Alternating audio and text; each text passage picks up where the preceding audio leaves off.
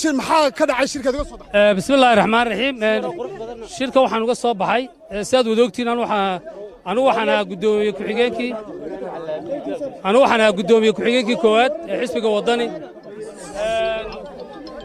waxaan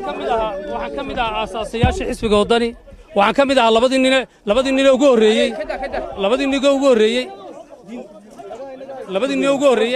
ee xisbiga wadani labadii nin ugu horreeyey baan ahaa xisbigan aasaasaan iyo ciro runtii maanta waxaan ku dadaalayey inaan doorasho xor oo xalaal galo oo aan muddo badan u soo halgamaynay hoolkii markii aan galnay waxaa la yidhi musharax madaxweynaha loo codaynaya cabdiraxmaan ciro dee guddoomiye ku-xigeenkii koowaad ee xisbiga wadani baan ahaa anigu waxaan ka mid ahaa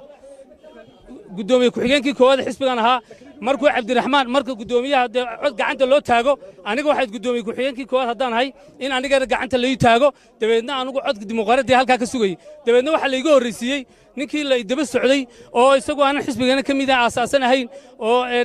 guddoomiye hoosta ku haystay buu la soo baxay dabeedna aan saasaan shirka kaga soo baxay cadaalad darradii aan ka baqaynay ee intaasoo muddadii aan xisbiga ku soo jiray lahaa cadaalad darraa ka socota een cabdiraxmaan difaacayey halkaasay maanta ka dhacday cadaalad darradii ugu weyn baa xisbiga ka dhacday